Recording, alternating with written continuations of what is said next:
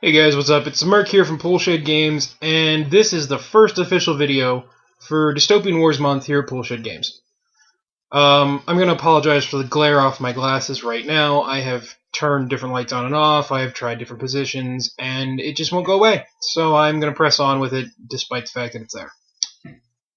I wasn't really sure what I wanted to do with the first video of the month for Dystopian Wars until just basically yesterday.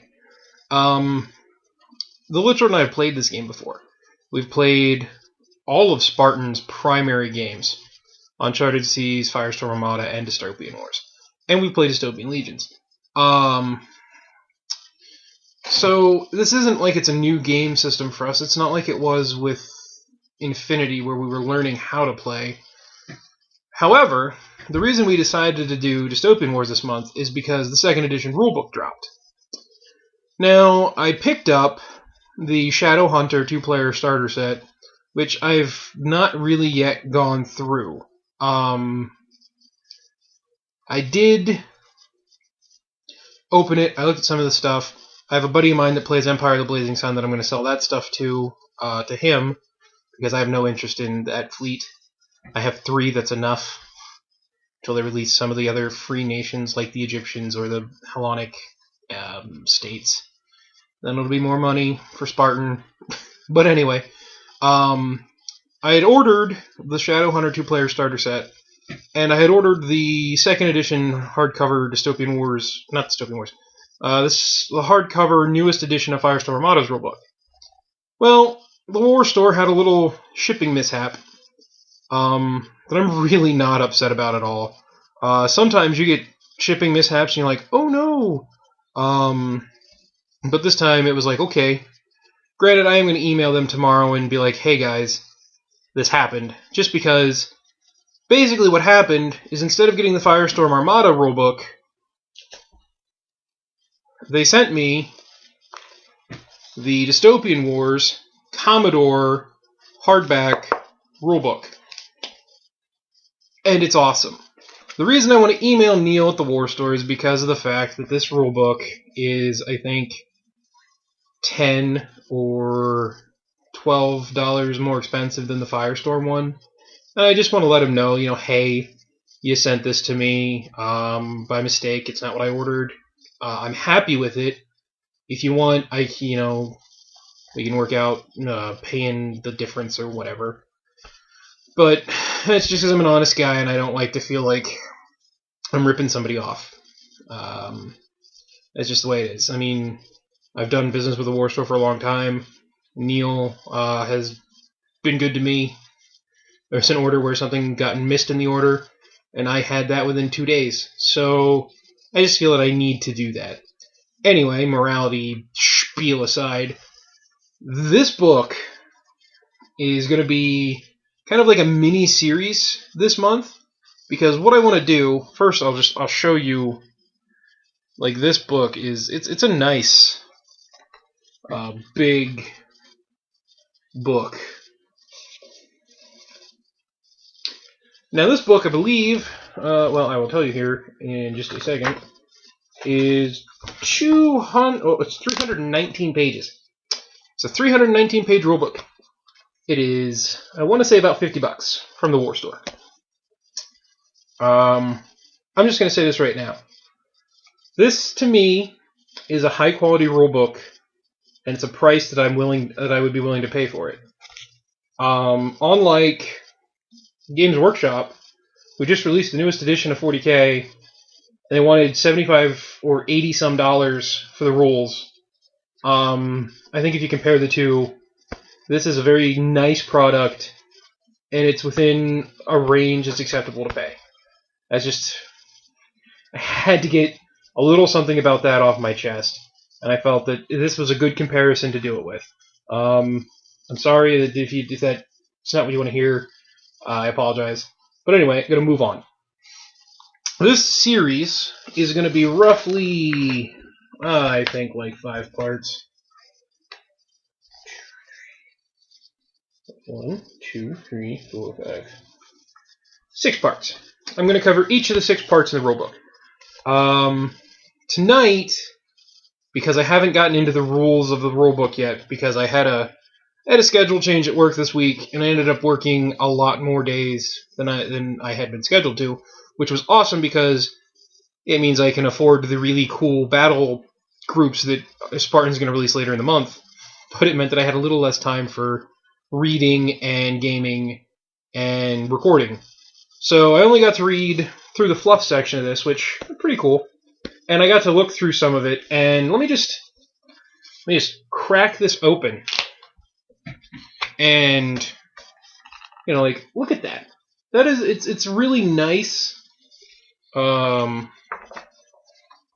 Like, model illustrations, it tells you how the model stats break down. The layout, I think, is really nice. You can see the pages are glossy because of the reflection. Let me get, like, there. Like, just really nice artwork. Really just nice artwork.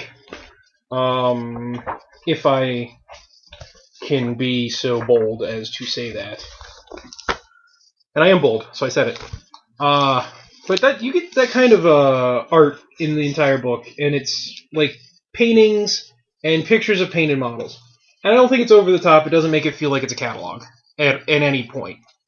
I like the decision they made with the hardback kind of faux leather look.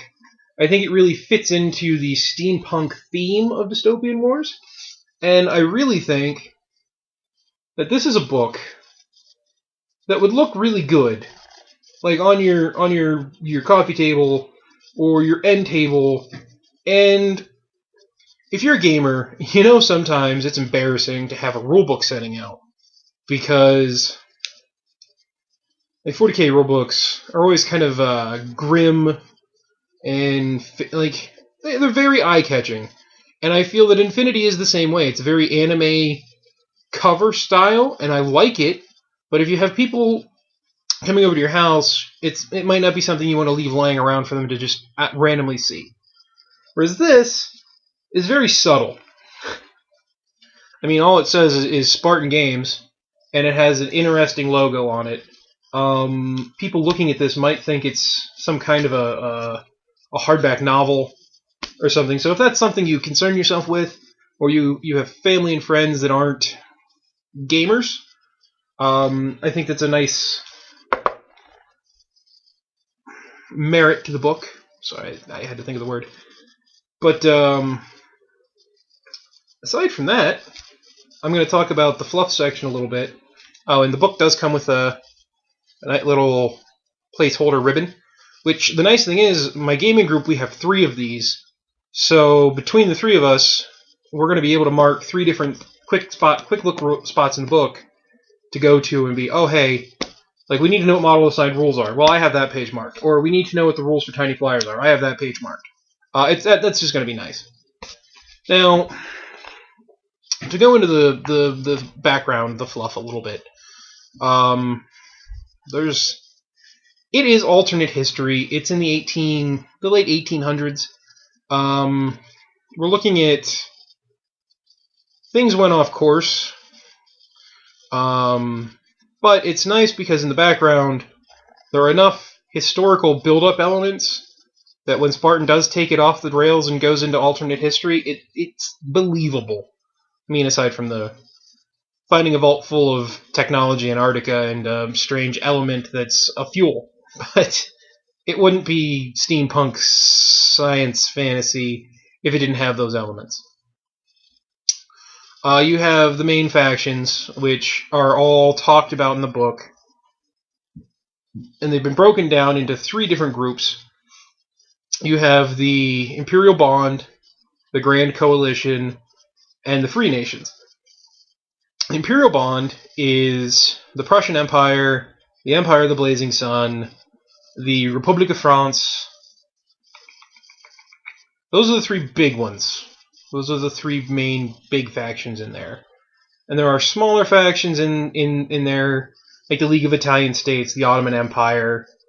Then if you want to boil it down, they're kind of the Axis. of the game. And the Grand Coalition, on the other hand, is kind of the allies of the game. You have the Kingdom of Britannia, you have the Federated States of America, and you have the Russian Coalition. And with them, you have the Australians, which are a member of the Britannian Empire, and you have like the Canadian Dominion. So you have there's more. I don't want to rattle all these names off. And then the third faction you have is the Free Nations, which is the Covenant of Antarctica. And you have the Free Australians. You have deserters from the Ottoman Empire. You have the Socialist Union of South America. And mercenary companies. It's an interesting hodgepodge group that don't fit into either two big sections. I'm not really going to go over each of the nations' fluff. I think the Lich Lord and I will give a rundown of what to expect from each faction later in the month. Though what I will say is each nation's background section is two-page spreads. And it talks about a little bit of their background, the current political climate, their military makeup, and it gives you a pretty nice background on the current leader of the nation. Just for example, the Federated States of America.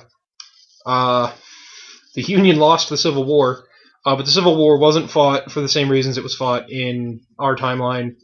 It was fought over mineral resources and things of that nature. It occurred earlier than it did in our timeline. And the Union lost mainly because the Britannians backed the Confederacy. But you have this really cool storyline of the current FSA president was very bring everybody together after the war. Not apologist, but he brought in the veterans from the Union and things, and it made their army stronger. And the coolest thing there is they were the only nation that was really accustomed to fighting wars in the new tech age, because they had fought a civil war using the new technologies. So I thought that was kind of cool, and it gives you an idea kind of how they play and tweak with the history just a lot. I was going to say just a little bit, but it's a lot.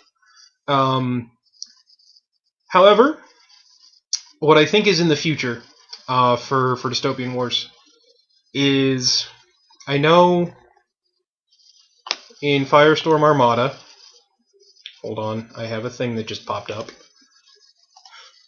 That was weird. Anyway, in Firestorm Armada, I know that they have 2 fleet resource books, which is the Kurak Alliance and the Xenian League.